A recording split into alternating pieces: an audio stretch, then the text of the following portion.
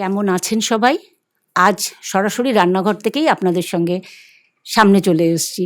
এই যে দেখুন শুক্তোর সমস্ত কেটে রেখেছি। আজকে আমি আমিষ শুক্তো করব। খুব সকালে উঠে একটু পনির ভাপা করে ফেলেছি। ৬ মাস বাদে আজকে ছেলে আসছে। ও বলল একটু হালকা রান্না করবেন। জানি না আপনারা কারা কারা এই আমিষ শুক্তো খান, এতে কিন্তু উচ্ছে পড়বে না।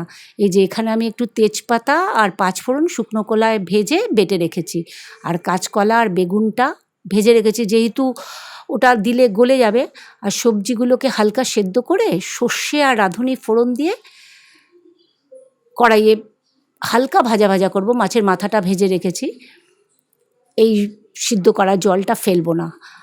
প্রতিদিন জানেন তো রান্নাঘরে এসে সকাল থেকে উঠে রান্না করতে ভালো লাগে না, কিন্তু আজ কিন্তু খুব আনন্দ লাগছে, কেননা ছেলে ৬ মাস বাদে এসে মায়ের হাতের রান্না খাবে। আর এই যে এখানে একটু বোয়াল মাছ রান্না করব, খুব ভালো খায়।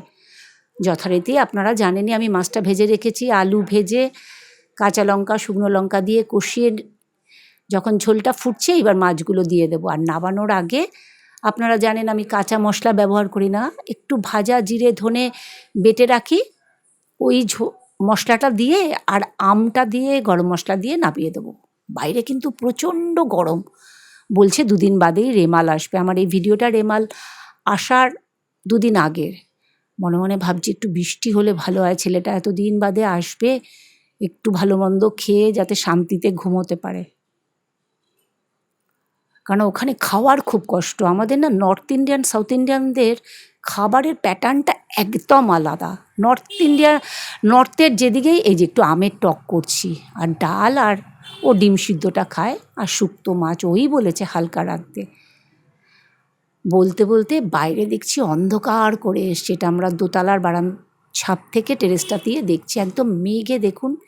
মনে খুব আনন্দ লাগছে, কারণ একটা হালকা বাতাস বইছে, হঠাৎ করে যেন ঠান্ডা হয়ে গেল। যেহেতু আমি ভয়েস ওভার দিচ্ছি, একটা জিনিস দেখাচ্ছি দেখুন।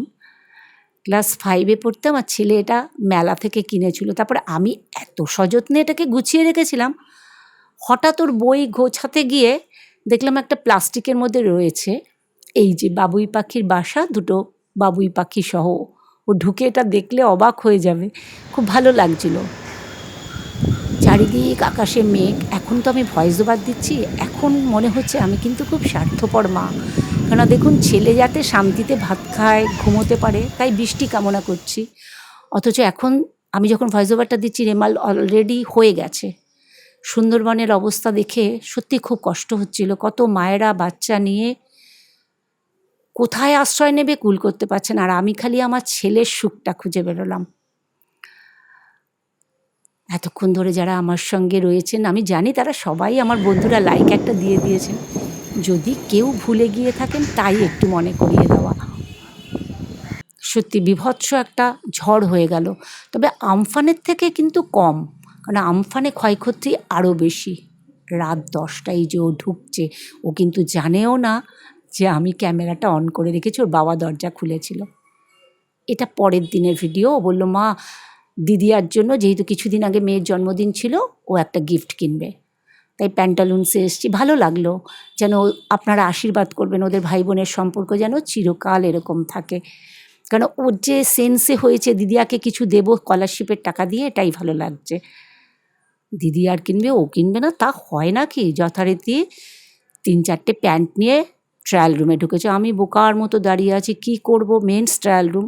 তাই ভাবলাম একই মল সব জায়গায়, তাও আপনাদের সঙ্গে একটু শেয়ার করি, তাই ভিডিওটাই করে নিলাম।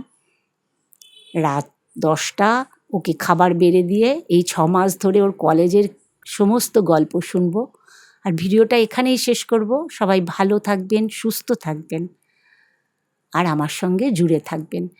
কেননা ছেলের সঙ্গে ভিডিও কলে তো সব কথা হয় না।